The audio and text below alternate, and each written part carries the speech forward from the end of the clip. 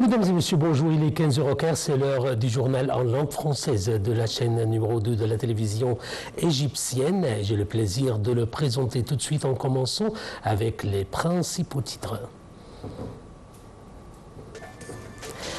Début du vote des Égyptiens à l'étranger pour la première phase des élections de la Chambre des députés 2025.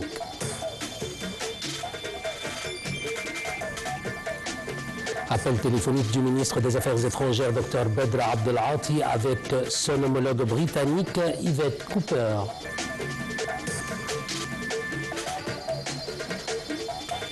Et le capitaine des Pharaons, Mohamed Salah, figure parmi les 11 prétendants au trophée The Best de la FIFA, récompensant le joueur de l'année 2025.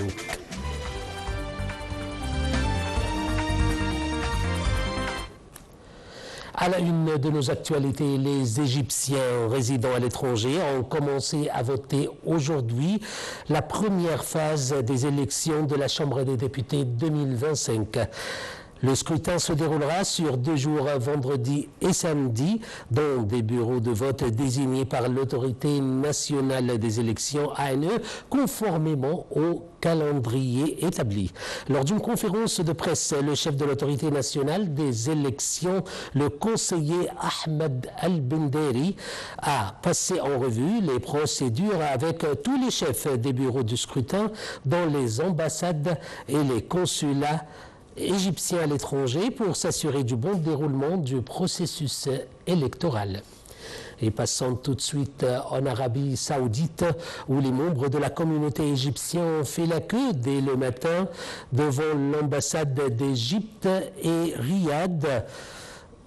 Devant l'ambassade d'Égypte et Riyad et le consulat général à Jeddah pour voter aux élections législatives dans une atmosphère d'enthousiasme et de fierté nationale. Au Koweït, les bureaux de vote ont ouvert. Au Koweït, les bureaux de vote ont ouvert à 9h pour permettre aux Égyptiens de voter lors du premier tour des élections législatives. L'ambassadeur Mohamed Gaber Aboul Wafa, ambassadeur d'Égypte au Koweït et président de la commission électorale, a veillé à ce que toutes les installations nécessaires soient disponibles pour permettre aux électeurs de voter durant les 2 jours de scrutin qui se déroulent de 9h à 21h. L'ambassade d'Égypte a exhorté les membres de la communauté égyptienne au Koweït à exercer leurs droits constitutionnels en participant au processus électoral et en choisissant leurs représentants au Parlement. Au sultanat du...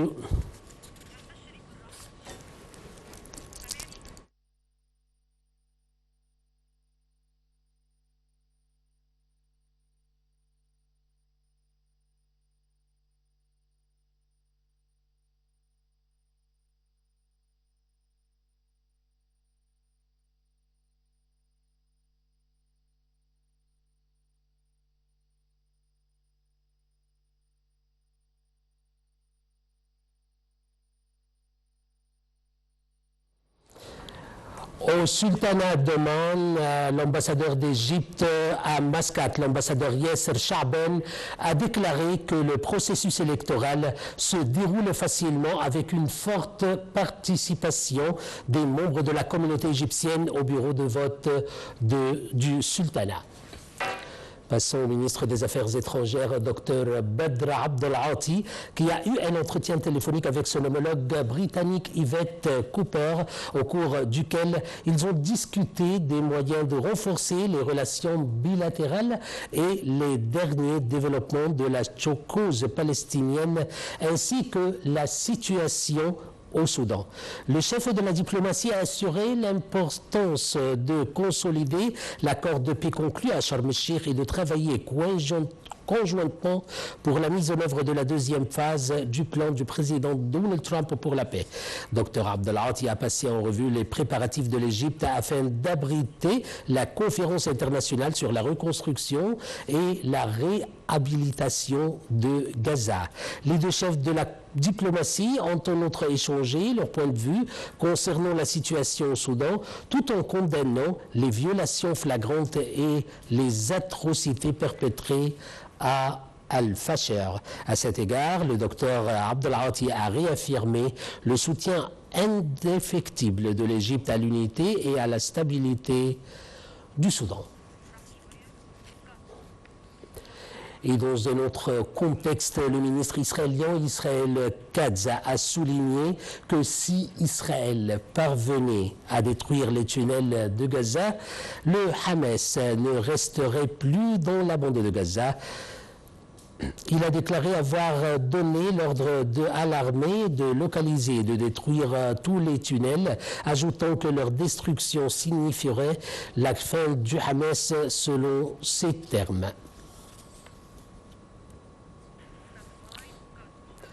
L'Organisation des Nations Unies pour l'enfance, l'UNICEF, a déclaré que la situation dans le secteur de Gaza est très critique, compte tenu de la pénurie de matériel médical causée par l'obstruction de l'entrée des aides humanitaires dans le secteur de Gaza.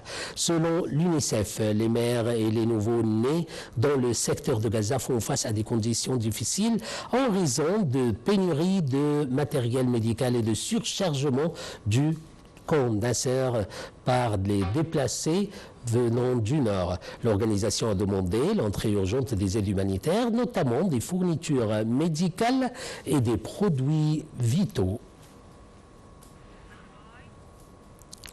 Les forces de l'occupation israélienne ont annoncé que leurs forces navales avaient pris le contrôle aujourd'hui du dernier bateau de la flottille de la liberté mondiale visant à briser le blocus de la bande de Gaza. Elles ont confirmé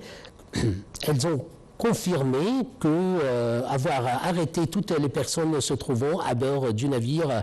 Les organisateurs de la flottille ont indiqué que l'occupation avait intercepté ce matin le bateau à une distance de 42,5 milles nautiques de la bande de Gaza, précisant que tous les bateaux de la flottille avaient été interceptés illégalement par Israël. De son côté, le ministère israélien des Affaires étrangères a annoncé que 4 militants italiens détenus à bord de la flottille avaient été expulsés et a ajouté que les procédures se poursuivaient pour achever l'expulsion des autres participants à la flottille. Et passons à un autre dossier, et plus précisément au Liban, où le président Joseph Aoun a condamné de nouvelles frappes menées hier sur le sud par Israël. L'armée libanaise a estimé que les raids israéliens visaient à empêcher l'achèvement de son déploiement dans cette région, conformément à l'accord de cessez-le-feu.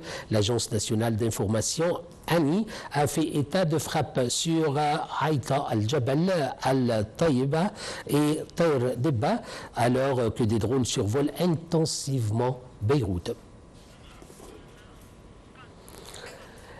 Et le Conseil des droits de l'homme a indiqué hier qu'il se réunira en session extraordinaire le 14 novembre pour examiner la situation des droits de l'homme. À Al-Fasher, au Soudan, où l'ONU a fait état de massacres, viols, pillages et déplacements massifs de population. Entre-temps, les forces de soutien rapide au Soudan, en guerre contre l'armée depuis deux ans, ont annoncé hier leur accord à une trêve humanitaire proposée par les pays médiateurs.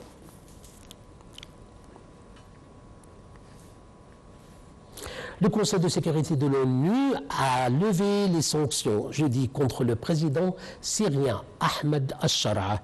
Il s'agit d'un geste symbolique salué par la Syrie à quelques jours d'une visite historique de celui-ci à la Maison-Blanche.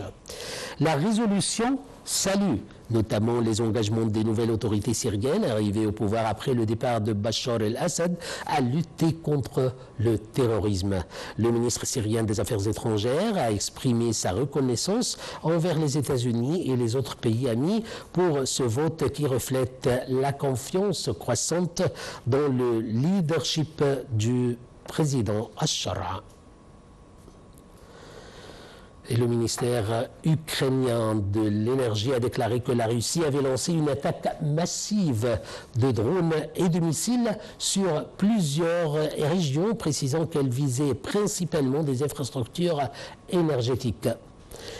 Le ministère a déclaré que la Russie avait lancé 381 drones et 35 missiles contre les infrastructures énergétiques dans la région Kharkiv, dans l'est de l'Ukraine, et à Poltava, dans le centre du pays, où se trouvent d'importantes installations de production du gaz ukrainienne.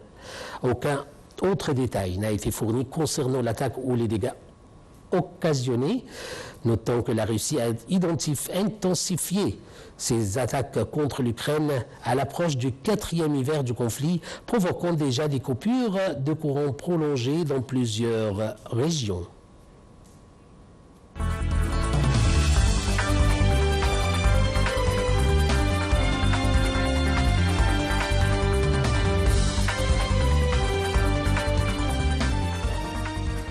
Et passons, mesdames et messieurs, à une nouvelle rubrique, la rubrique économie, où les centaines de milliers d'Américains voient leur vol annulé à partir de vendredi en raison du blocage budgétaire qui s'étire et a conduit les autorités à alléger le trafic aérien face à la pénurie d'égayeurs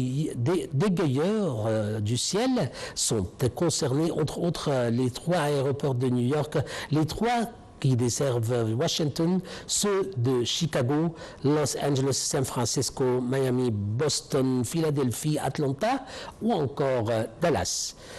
American Airlines et United Airlines, 2 des principales compagnies régulières américaines, ont dit qu'elles réduisaient leur activité de 4% dès vendredi et tout au long du week-end, soit environ 220 vols annulés chaque jour pour la première et moins de 200 vols vendredi et samedi pour la seconde. L'administration Trump avait annoncé mercredi une réduction de 10% du nombre de vols dans 40 des aéroports américains les plus importants dès vendredi.